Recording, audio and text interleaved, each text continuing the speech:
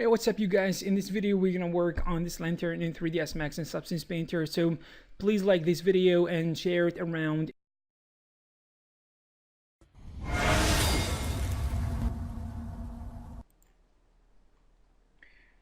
Okay, now we're gonna work on this lantern in 3ds Max, and the first thing we're gonna do is we're gonna start by creating a cylinder. So this cylinder is gonna be representing the base that we're gonna start from, and we're gonna build from that in order to get to whatever we want to do. So we want to convert this data to poly and start working on it. So of course we're going to use the method that is called edge extrusion. This is something that I use a lot, so expect to see it a lot. And this implies that we're going to actually use the keep holding shift all the time and move the edges in order to apply this extrusion thing. Alright, so we're going to chamfer this edge we created just now because we want this area here to be smooth and everything else. This is also something that we use a lot, which is going to be the chamfer tool, because for the most part it's going to be really helpful in order to smooth things out and add extra edges if this is going to be necessary.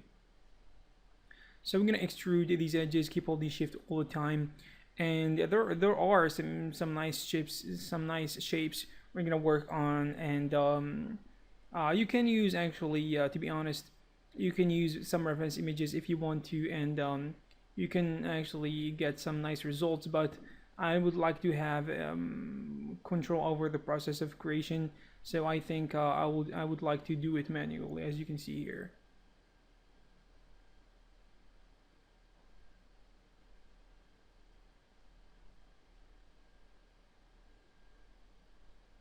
Okay, probably here we're going to select these edges, select one, then ring, and then keep holding control, and then select polygon section to convert add selection to poly selection, and then extrude it, as you can see here. Or you can use bevel as well if you want to. You can go with local normal in order to get the result that you can see here.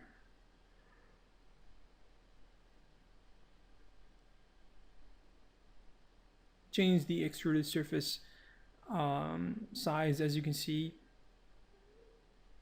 and the amount of extrusion as well.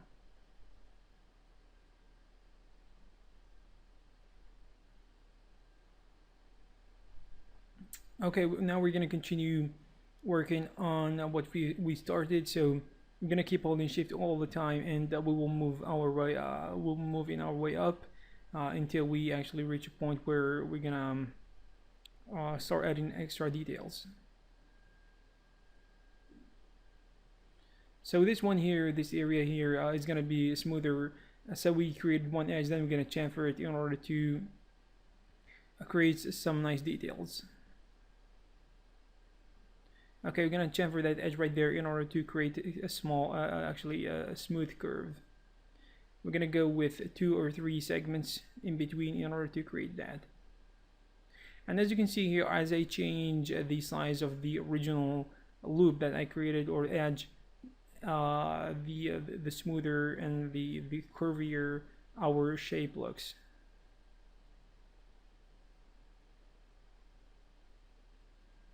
Okay, here we're gonna do the same thing probably.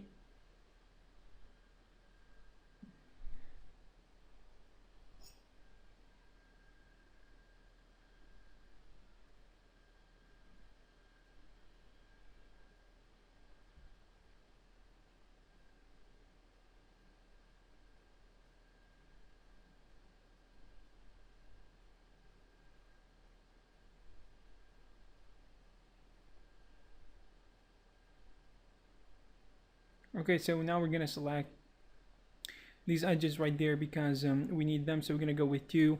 Probably we're going to only keep 1, so we're gonna control backspace in order to remove the ones that we don't really need.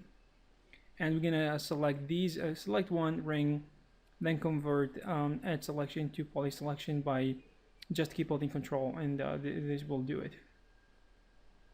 And I think right now we're gonna extrude these polygons.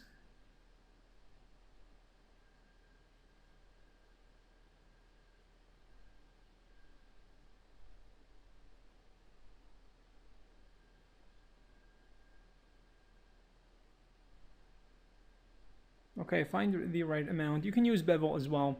I sometimes use bevel, sometimes use extrude. It doesn't really matter, but the difference is gonna be it's not gonna be that significant, but it is worth using the bevel sometimes.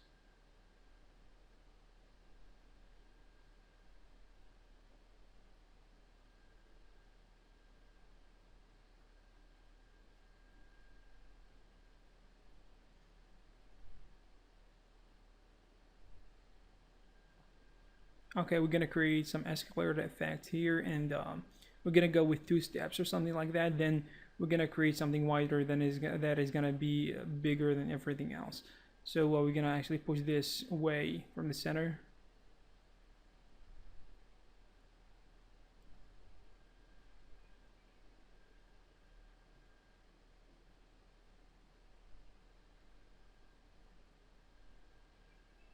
Okay, we're gonna add 2 edges probably in order to, or one in order to, in order to smooth things out and try to avoid that kind of edgy look.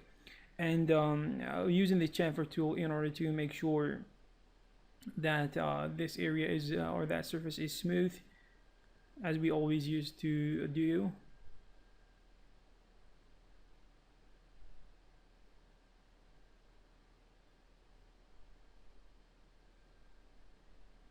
Okay, confirm that, and we're gonna go to the next thing, which is gonna be, actually we're gonna use these surfaces here or these polygons, and you're gonna keep holding shift and copy those, probably rotate them about 180 degrees, and try to actually attach these two together. So what we will do is we will select all the vertices.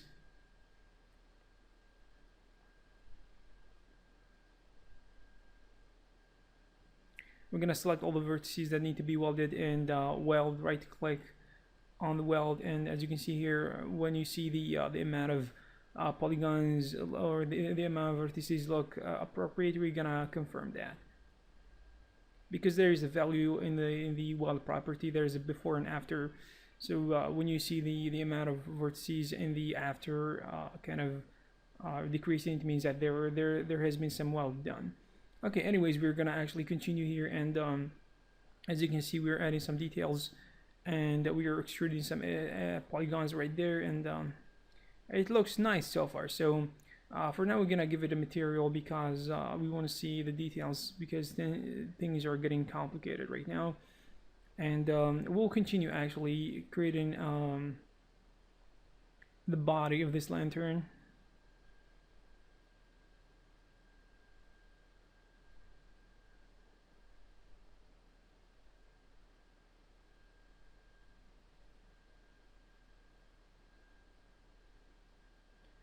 Okay, here we need to make things a little bit smoother using chamfer as well.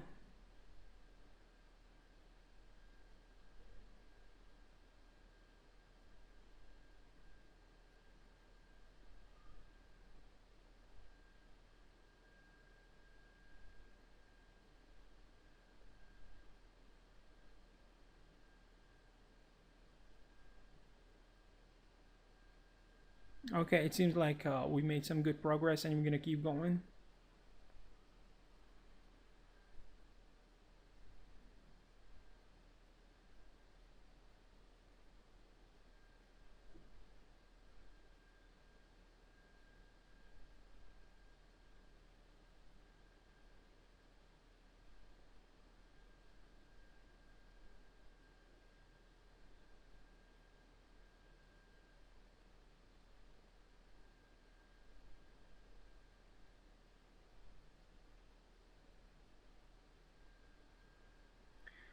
Okay, we'll extrude that surface as you've seen right there, and we'll make things narrower as we go up, because we'll reach a point where things are going to be very small in the top. So this is what we'll do.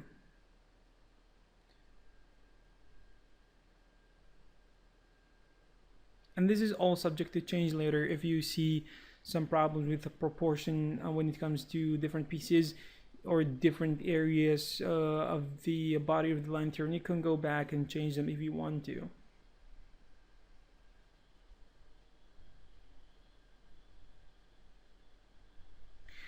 For example, here we're gonna actually select a certain amount of vertices, and we're gonna make things a little bit smaller and or bigger depending on what you want.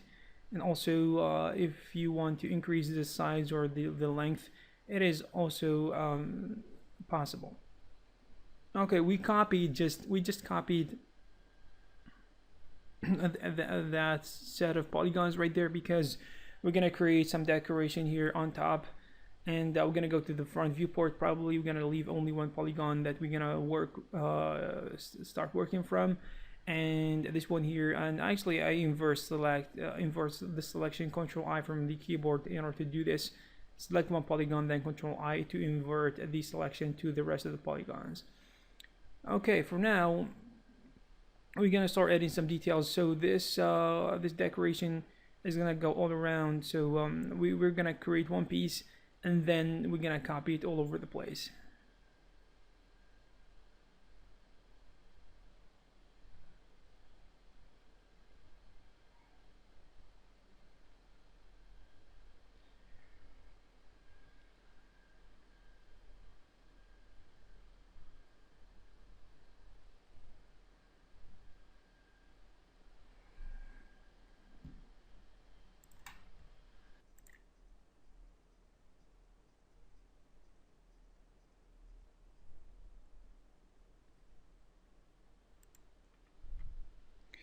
Okay, right now we'll try to actually create the sides, because these pieces are actually going to be attached together to create a loop, and we're going to make sure that both ends from the two sides are going to be actually matching each other. So this is very important.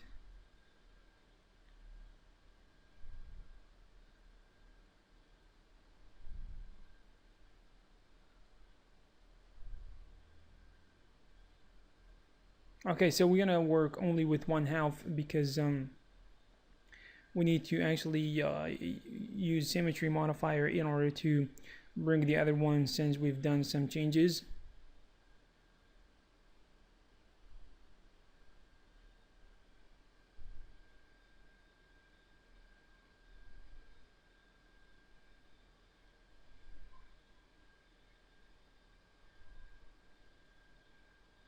Also, we're gonna make some changes to how this one is gonna look, because we don't want it to keep it looking flat like this.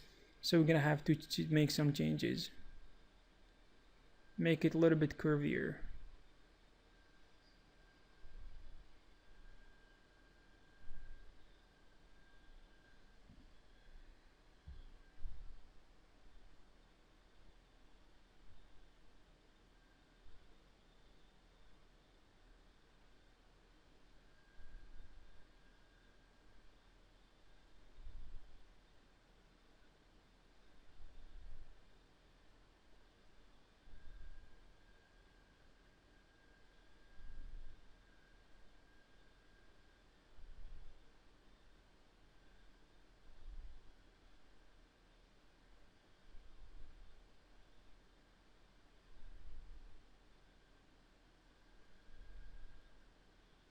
Okay, we want to align right now the pivot of this piece to the center of the lantern, because we're gonna do some rotation here. So the first thing, we're gonna actually use the array tool. You can use it, or you can avoid using it, it doesn't matter. So we're gonna go with 16 or 18 copies depending on how many sides you have. And as you can see here, it seems like the size of these pieces is a little bit too big. So what we will do is we will adjust it. So we're gonna have to go to the front viewport probably, and try adjusting the size of this piece, especially from the sides, because it's a little bit too big. This one here, this shape here is gonna be looking probably nicer, and it's gonna work better.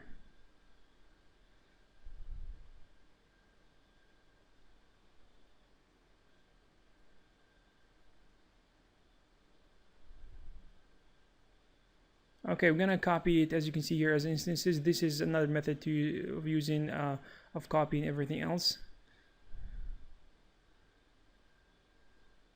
Okay, it seems like we're gonna have to make things even a little bit narrower.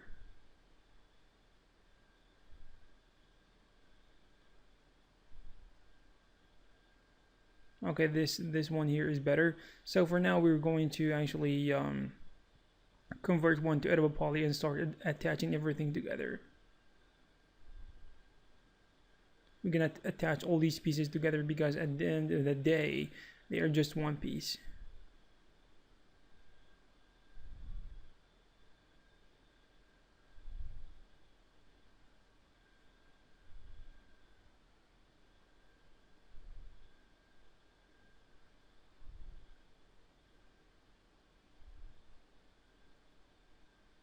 Okay, so what we will do now is we will add the shell modifier because we want to give it some thickness.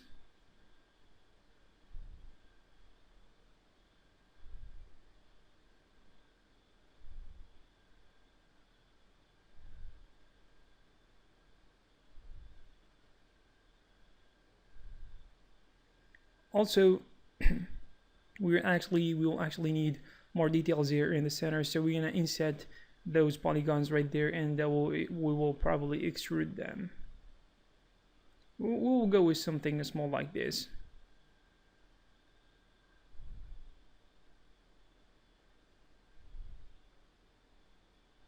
And then we're gonna create a sphere on top of it because we want to create the opening of the lantern where the gas and the oil is gonna burn and everything else.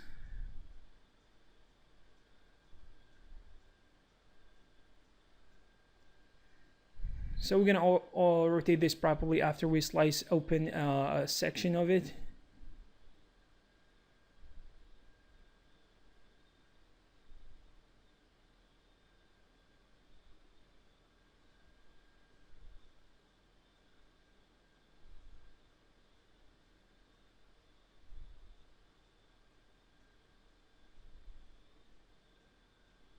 Probably we're gonna reduce the amount of segments we have here. Okay, I think this is gonna be enough for now. Probably something like this.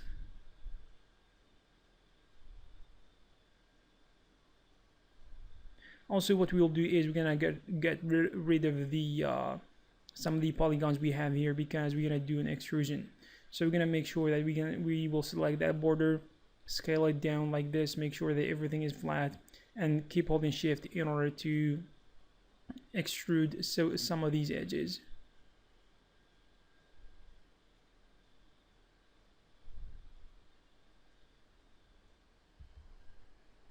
Move up the thing a little bit and make it a little bit smaller because we want it to be part of the lantern. At least we want it to look like it.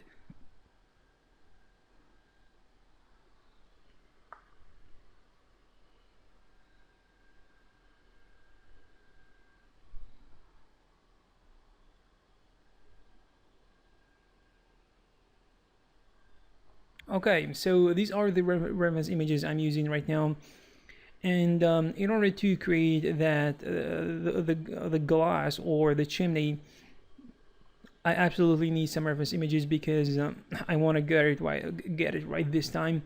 So I thought that I'm using pure ref and try to put it exactly where it should be, but the problem is there are some technical difficulties with using such thing. I've never actually used this technique before, but I thought it will work, but it will not work because simply because the software kind of how Windows work, it's not gonna allow you to actually work onto unless there is a freezing option in pure ref. I don't know if it exists or not, but if it exists, then that means this feature here will work perfectly. But I was trying to see if this is gonna fit exactly where I want it to be, but it seems like they're kind of there are some difficulties. So I tried to actually use another traditional method, which is actually trying to use a plane and apply the image that you were seeing on the pure ref software, which is gonna be like this. So we're gonna make this positioned right there, and we're gonna try to match it with our model, and after that we will actually start modeling that piece according to what you can see here.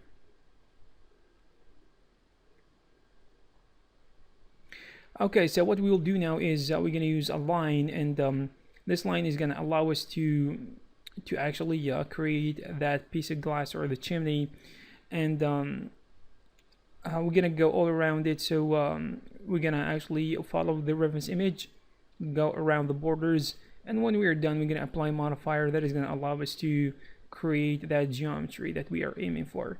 We could have done the same thing for we could have actually done the same thing for the body of the lantern. We could have saved some time probably, but the I think the reference image for the body of the lantern is not that accurate. So okay, so here we apply the lathe modifier, and as you can see, there is problem with the hierarchy and with the pivot, so we need to push it to the center. Just snap it to the center of it, or to the axis, and when you apply the lathe modifier once again, it should work just fine.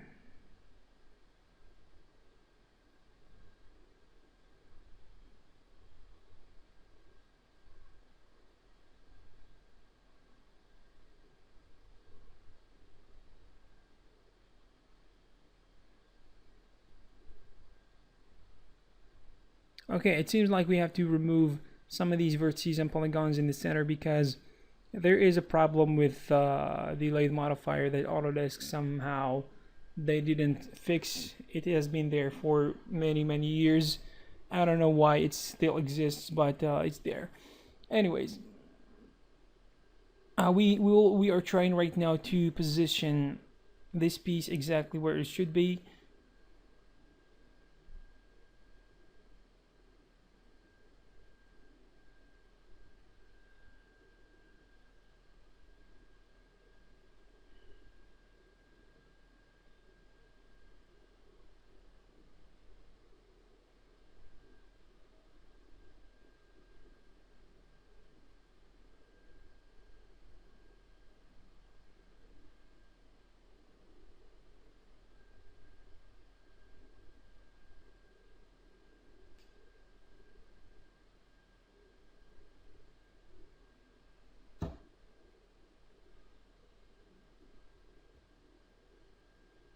Okay, we are now trying to add a few edges here because we want to extrude some of the polygons we have here, and because we want to add a nice addition right there, and we'll add some floating geometry right there as well. We'll extrude these edges a little bit out, as you can see.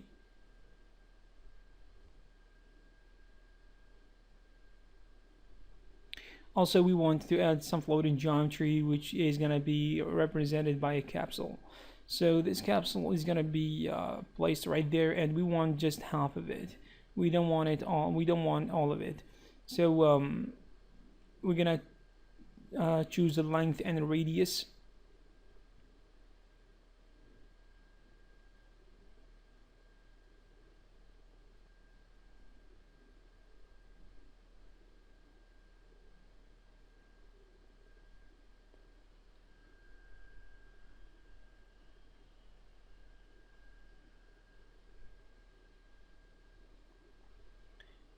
Okay, and we're gonna reduce probably the number of sides, and we're gonna also get rid of some of the polygons that we don't really need.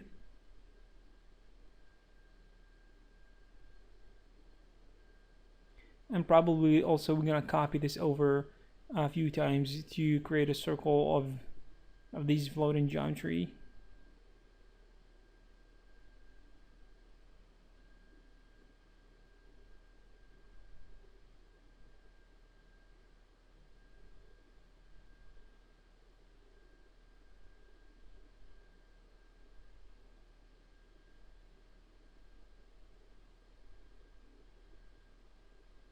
Okay, we're gonna copy it probably a few times depending on how many times we need. This number will vary depending on your situation, and Actually, later I'm gonna flip it. Just kind of what I've done is I applied the normal map, the normal modifier, and I flipped it because I wanted to, rather than being kind of pushed out, I wanted to be pushed in.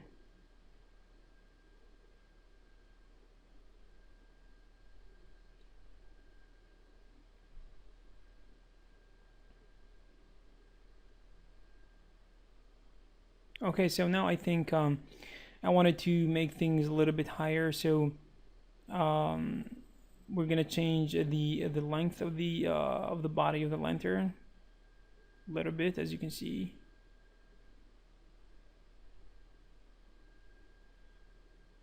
Also, this implies that the position of the other pieces is gonna change as well.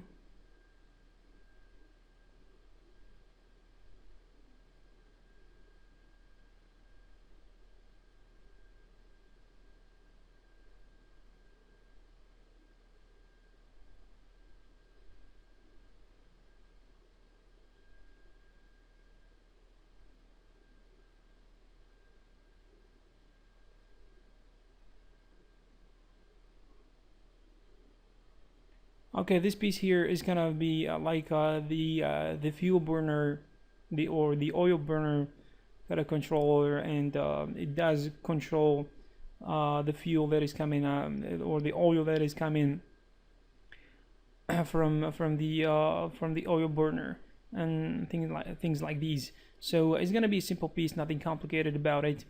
We will extrude these polygons that you can see here by local normal, and we are going to create some interesting details.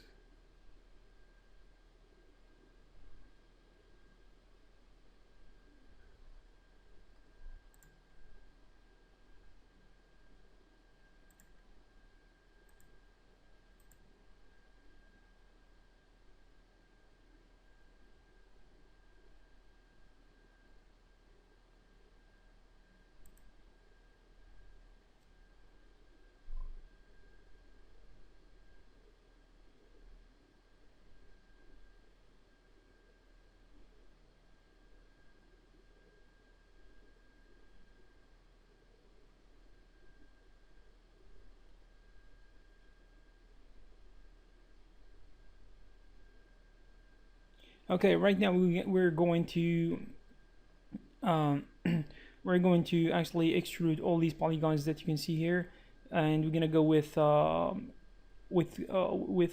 each polygon individually because we want it to be separated. But this time we're gonna use the bevel, not the extrude, because we want to have control over the size of the polygons that are gonna be extruded.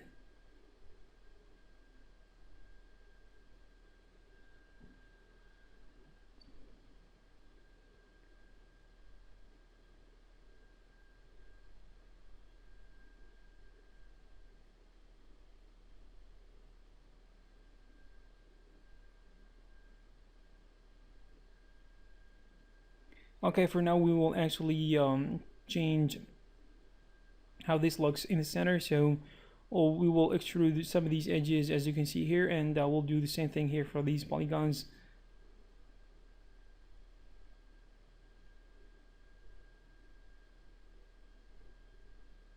So we want to extrude this negatively, and we're gonna do the inverse. We're gonna extrude it positively. We're gonna push it out.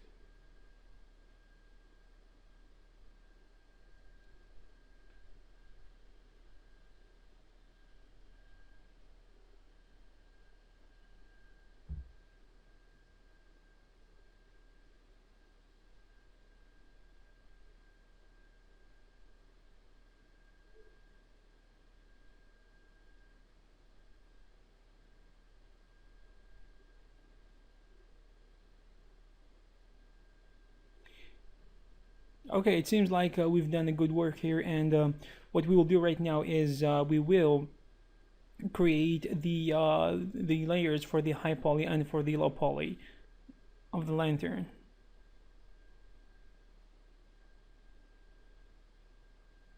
So we're gonna create a copy, and we're gonna name it the high poly or the lantern low poly _LP.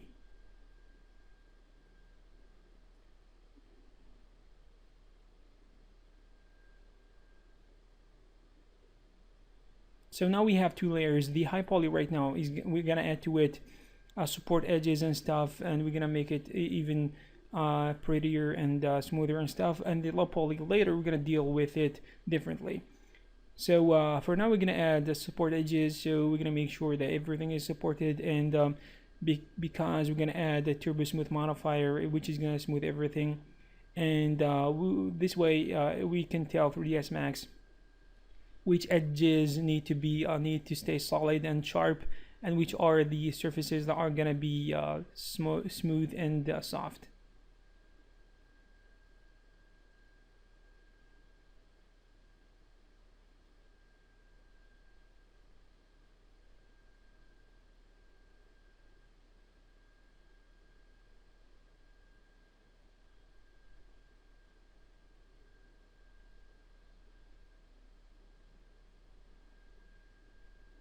Okay, you're gonna have to use your judgment here, because based on what you see and what your intentions are, you're gonna tell which surfaces should be hard surface and which surfaces will be soft.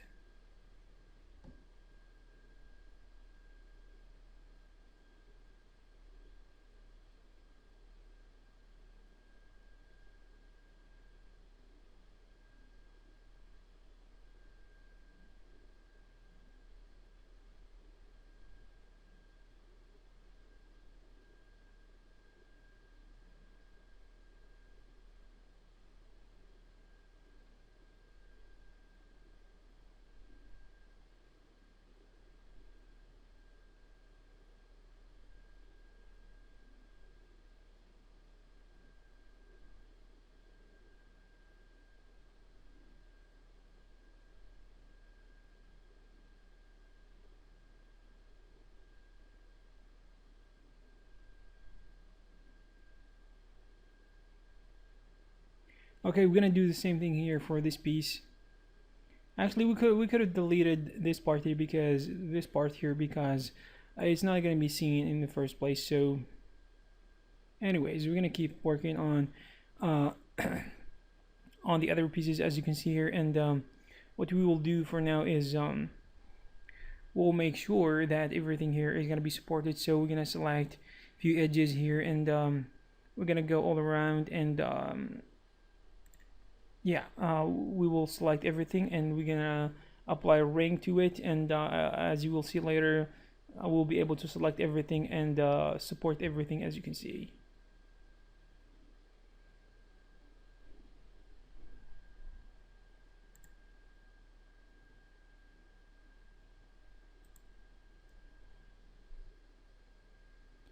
Probably this is these support here edges are actually not necessary, so we'll see when I apply the turbo smooth. Probably is gonna appear that there are some problems, weird results. If there are some of these weird results, we're gonna get rid of these extra support edges.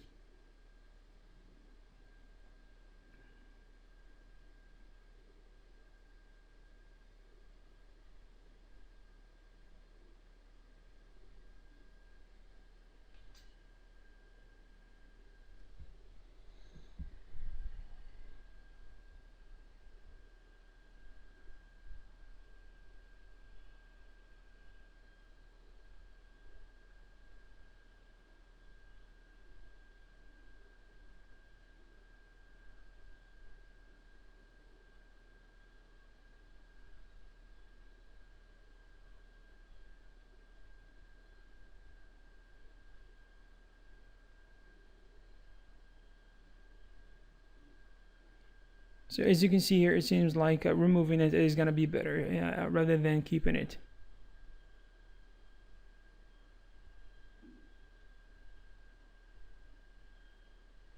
All right, for this piece here is gonna be highly manual, the process of adding support edges, because there is an actual way that is gonna be straightforward in order to do this. But I think it will be it does not take that long of a time, because 5 minutes or something maximum will do it.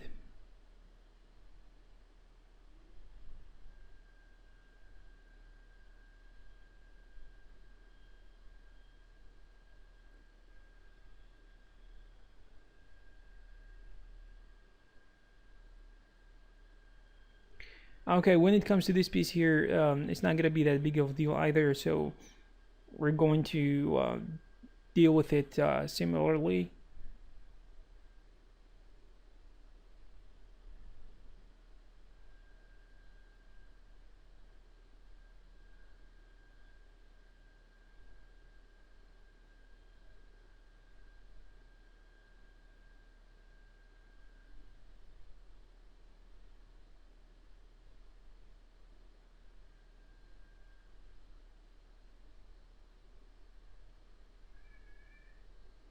Okay, when we add the turbo smooth, you can see that everything here looks fine.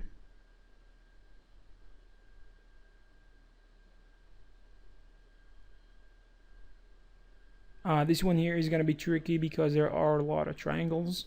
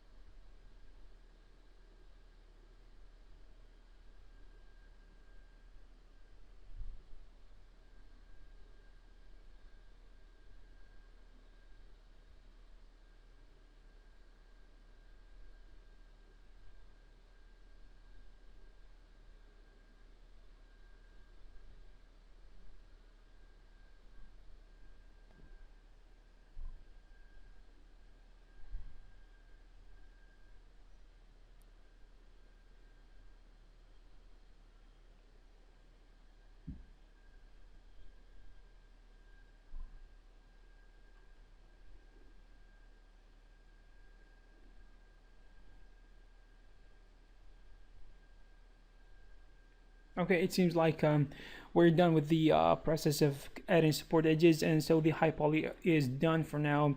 And what we'll do next is we'll bring the low poly version for the process of UV unwrapping, and actually working on creating the low poly version first, then UV unwrapping it. And also, we don't leave n-gons here. This is absolutely not good. So we're gonna also get rid of the some of the extra details that will be covered using the normal map, like these here, as you can see. Control backspace, by the way, to remove these. I could have removed those, but I think we will keep them, for instance. Also, these here, we will actually try to weld these in order to avoid repetition or using two similar things, and when we actually need only one. These guys here are also going to be deleted. Control backspace.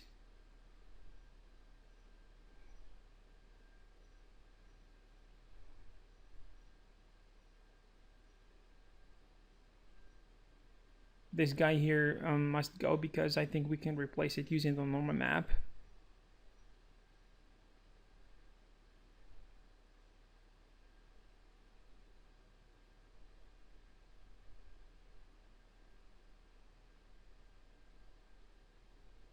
Okay, when it comes to this piece here, there are a lot of things we can get rid of, like all the things you can see here almost are gonna be gone. So we'll grow the selection, as you can see here, and we will get rid of those. Probably collapsing everything was a bad idea, so we'll go back a little bit. Control Z, and we'll just delete it. Then we'll just collapse. Actually, we'll cap that opening or that gap right there, and we will bring it back to where it was before. Also, these details on the outer edge, on the borders, I think they're not necessary, so we're gonna get rid of those as well.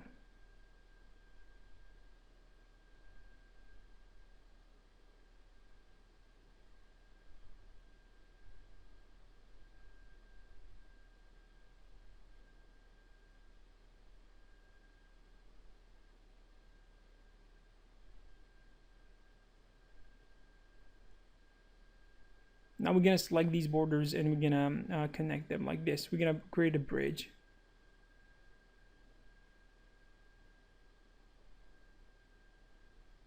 Okay, right now we're gonna bring the high poly version because we want to make this a little bit better to be matching with to match a little bit with the high poly version, since we need a little bit of accuracy right there.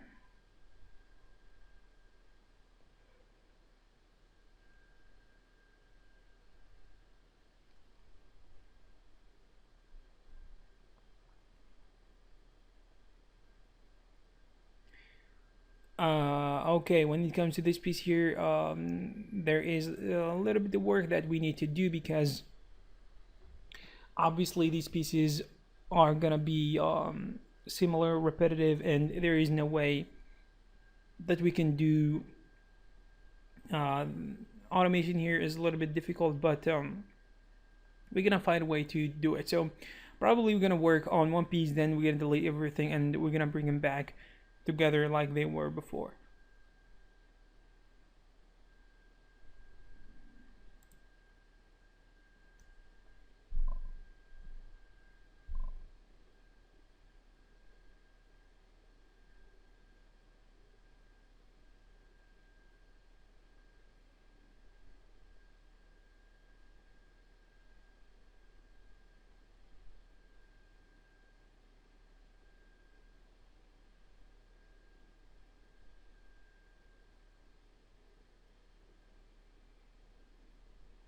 Okay, so after we delete all the other pieces, we are left with one, and we're gonna copy this over a few times like we did before, and we should end up with something that that led us to what we have now in the first place.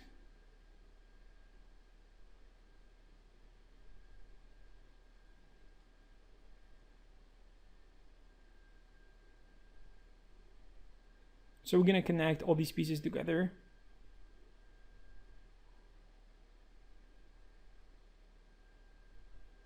And we're gonna apply shell modifier once again. Or before that, we're going to make sure that all the vertices are welded very well.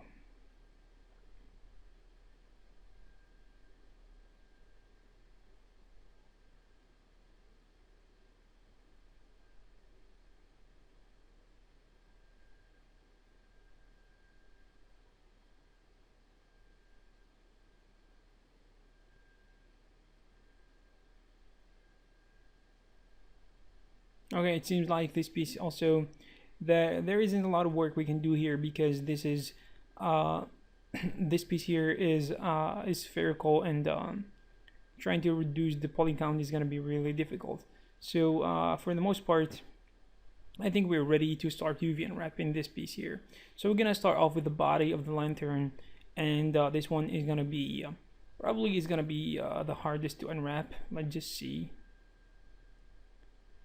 Because it has so many curved areas, probably we're gonna deal with it manually in order to get it right.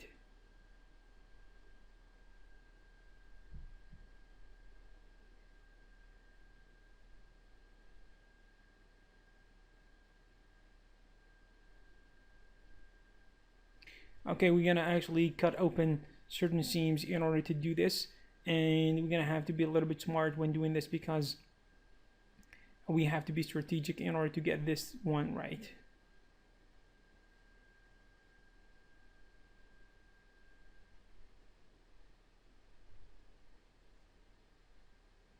We're gonna do the same thing here in the bottom, and also we're gonna cut some seams open on the side in order to be able to apply the pelt modifier correctly.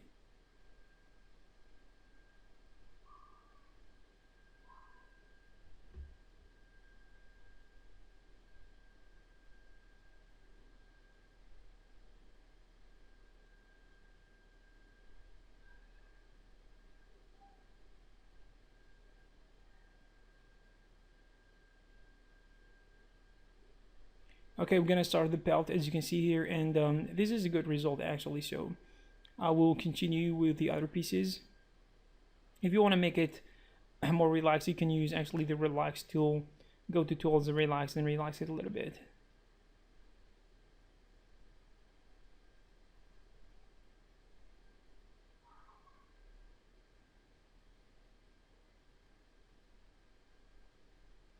Okay, for these pieces, we're gonna use the box modeling method, or actually the box unwrapping method, and we need to stitch all the pieces. We need to select and stitch all the pieces.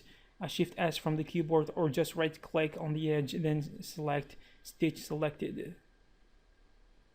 After you are done, you're going to actually organize these pieces a little bit and apply a checker texture to the piece you have here.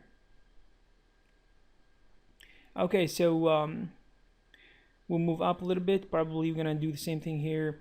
Here we're gonna actually apply, make sure that everything is planar using that planar option right there, and probably we will actually use the pelt tool if this is gonna be the case. If it's going to be necessary, and it is also another option if you want to. You can use the peel mode as I said, and you can use the kind of the quick peel in order to relax everything real quick.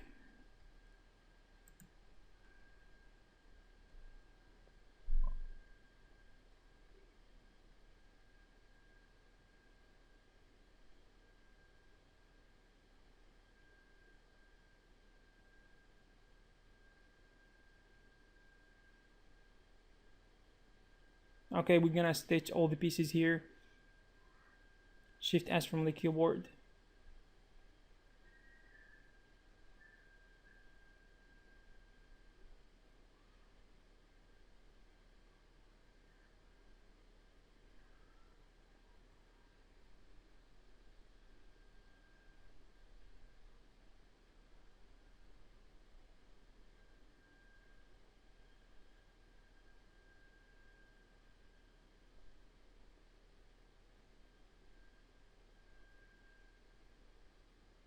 Okay, this is actually the biggest piece, and there are so many different aspects to it here, and we need to get all the separate islands and separate UV elements together.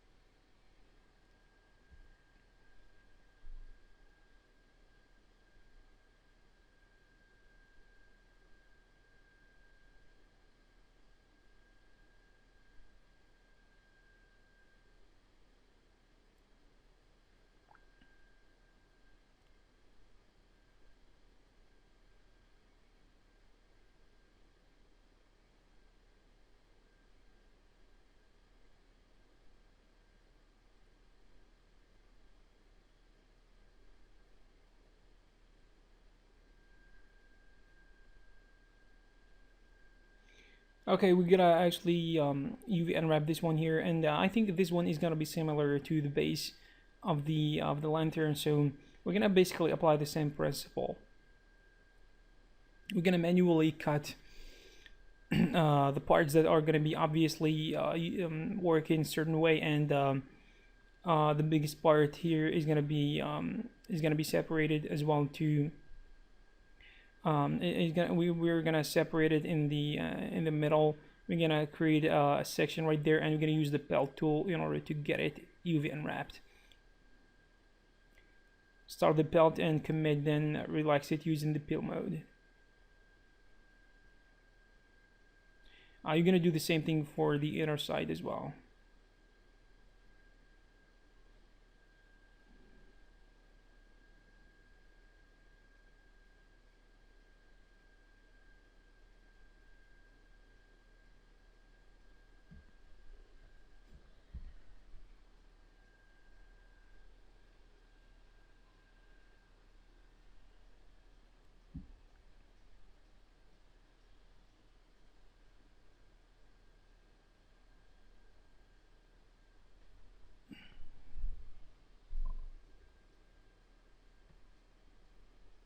Okay, it's a good idea to organize things a little bit before we apply the checker texture, and then we're gonna make sure also that the size of the checker texture is similar to what we have on the other pieces as well.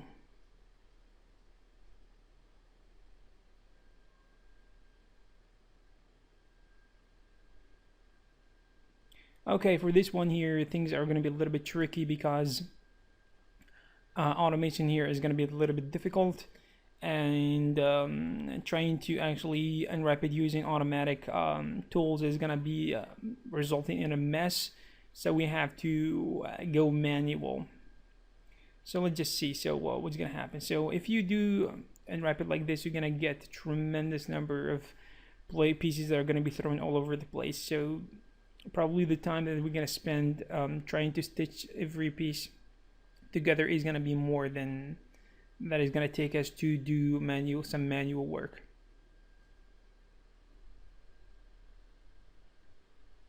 So what we'll do is we're going to select the edges that are going to be going all around the borders, and we're going to convert edge selection to seams, and after that we're going to actually organize everything after we use the pelt mode. So here you can see me trying to do things that probably will work, but for the most part there are two different issues here. First of all, it's kind of difficult to automate selections and stuff in shapes like these, and also the second problem that it is cylindrical. So it's a little bit kind of tricky. So you're gonna these things are not gonna work. So the option we have, probably there are some tools, some tricks that I don't know about, but I think that going manual here probably is gonna be our best option. And there are actually certain ways of selection that are pretty quick that that we will see in a minute. Probably I'm not going to show you everything, but I know some kind of tricks in order to speed up the selection process. This one here, this method here is super slow, which is going to be selecting one by one, and it's going to take us up to 5 minutes or something to finish the selection.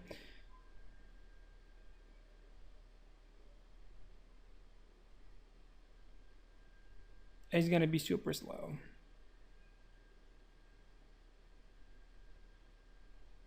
So there are some methods that are going to be faster than this,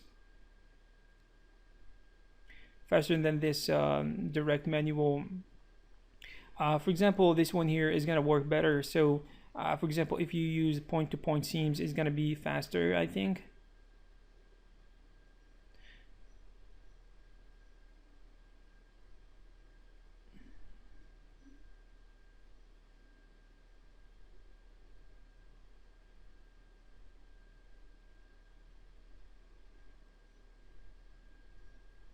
Also, if we double click on a certain edge, the edges that are going to be related to it are going to be selected automatically. As you can see here, that it was much faster than it was before on the outer edges. So when we are done, we're going to use the pelt mode in order to actually UV unwrap these pieces. So use the pelt mode and quick peel in order to get it flatter than ever. So we're going to bring it to its original shape.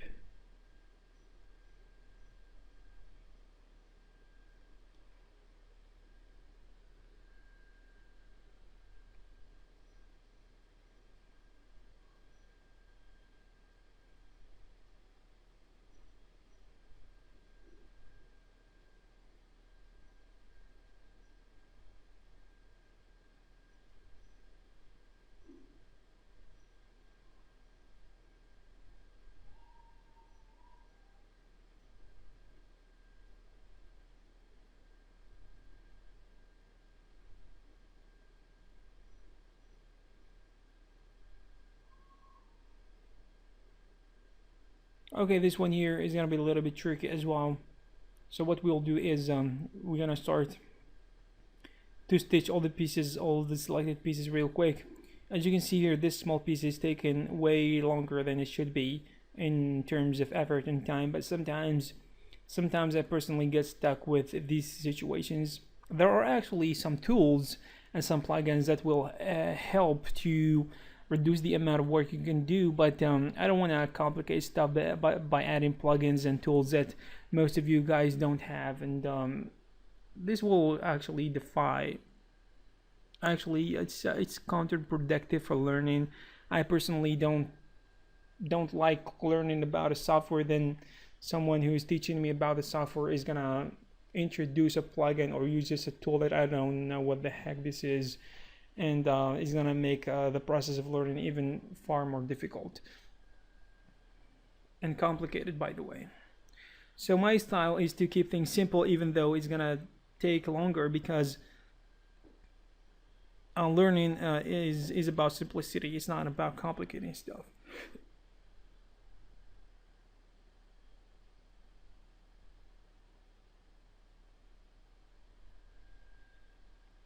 So when we stitch all these pieces, we're gonna try to organize them, even though they don't look that great.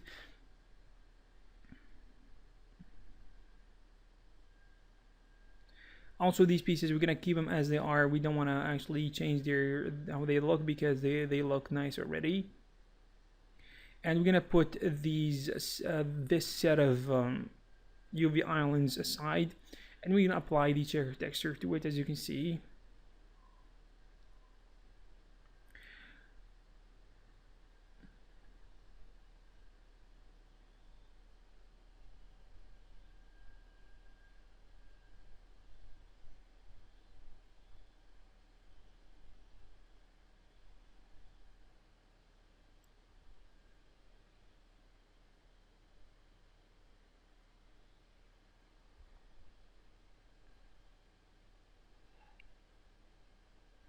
All right, this piece here is gonna be simple, and it's gonna be straightforward as well.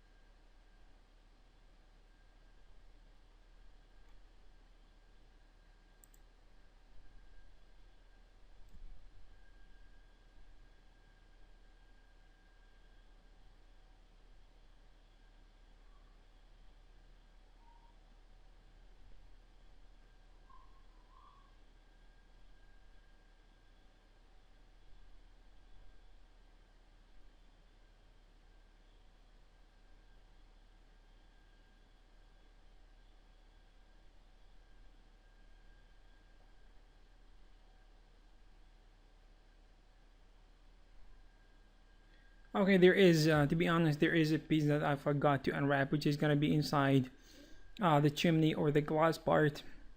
So you're gonna have, if you are following me step by step, you probably should unwrap it on your own, because later I'm gonna figure it out and I'm gonna unwrap it. So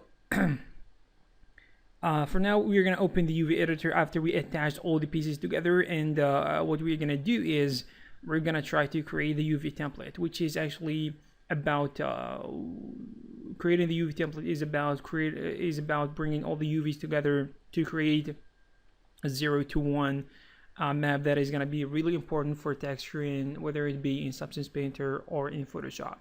So we're gonna do as follow.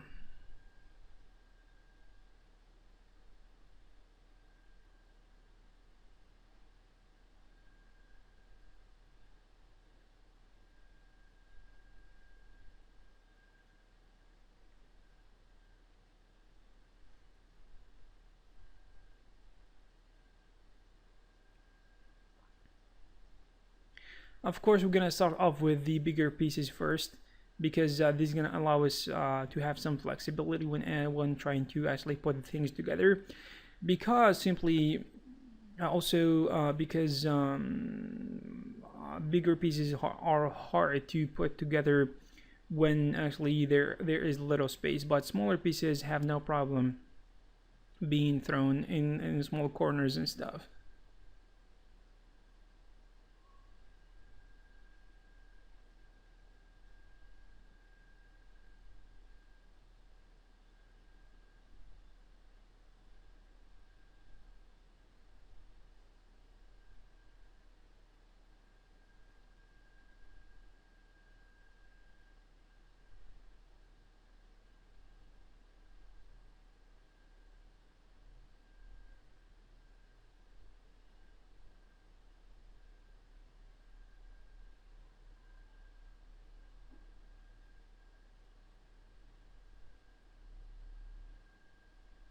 Also make sure that you don't forget any elements that should walk together. So sometimes this happens, you're gonna focus on something and you're gonna forget that there are things that are happening underneath the surface that you don't notice until it is too late. So you're gonna make an extra effort noticing these stuff before it's too late.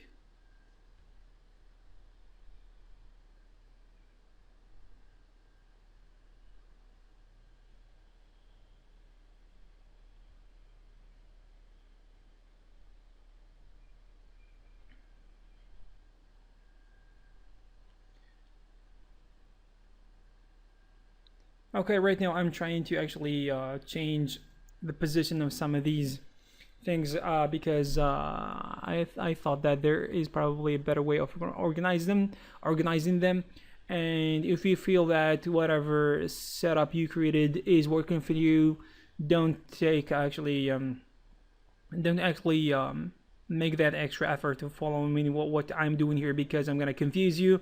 Sometimes I try to find new combinations. If it doesn't work, I can go back real quick and bring it to where it was before.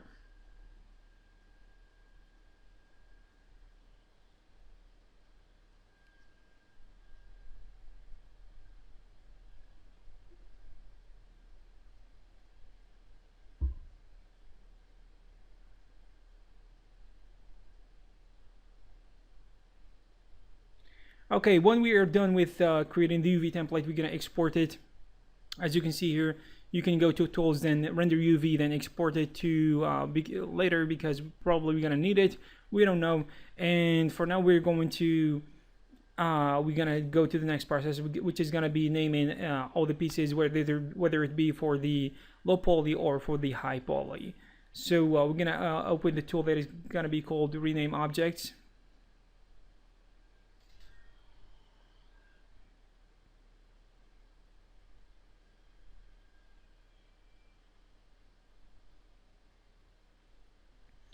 We're gonna use a base name and a suffix. So base name underscore suffix.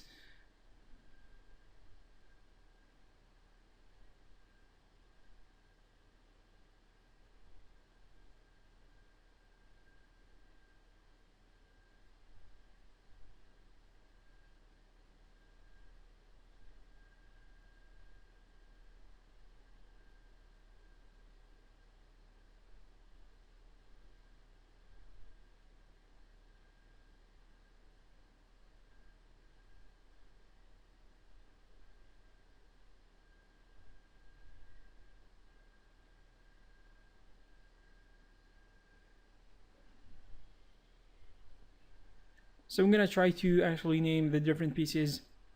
Name them whatever you want, it doesn't really matter. And you're gonna make sure that they have similar names, because Substance Painter will be able to of course you're gonna have to make them with similar names except the suffixes, because the suffix is the only difference. Because Substance Painter will be able, if you do this, Substance Painter will be able to actually link them and bake them together, and it's gonna know the difference between the high poly and the low poly.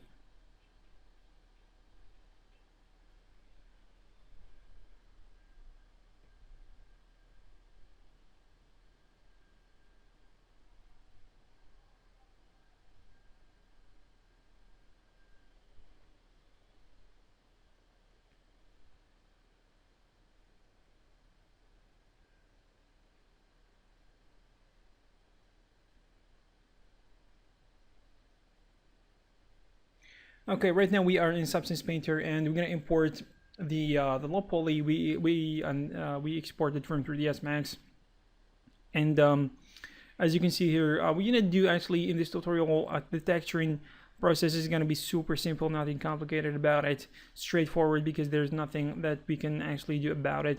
So we can actually bring the high poly. We're gonna go with by mesh name. We can change the suffixes. Also, we're going to do probably a test bake to see if things are working before we we're gonna go for the real deal. Okay, it seems like the bake is working properly to a certain extent, and for now we're going to do the real bake.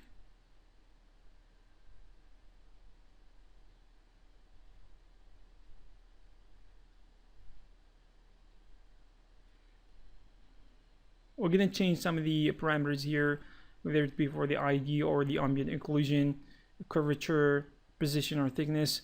So there are some kind of default values and parameters I go for in order to get something I usually get.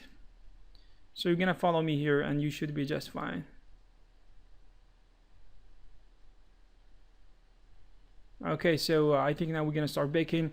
After a couple, I was gonna say a couple hours. This will probably take half an hour or something, depending on how strong your computer is. And we're gonna apply a bronze texture or smart material that you can see here. For the most part, this is gonna be sufficient because this smart material has all the details we want, and I think it's gonna work just fine. So we're gonna actually select the areas that are gonna be covered by this material, as you can see here.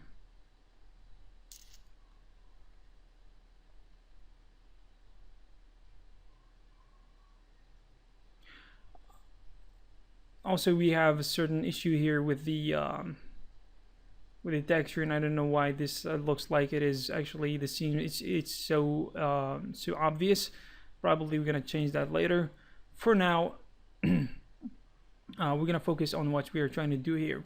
So we're gonna add a fill layer for the glass probably, and we're gonna select the glass area, and we're gonna change some of the parameters here, and we're gonna go with alpha blend in here, and this is very good for transparent surfaces, and we're gonna go to add an opacity layer, as you will see.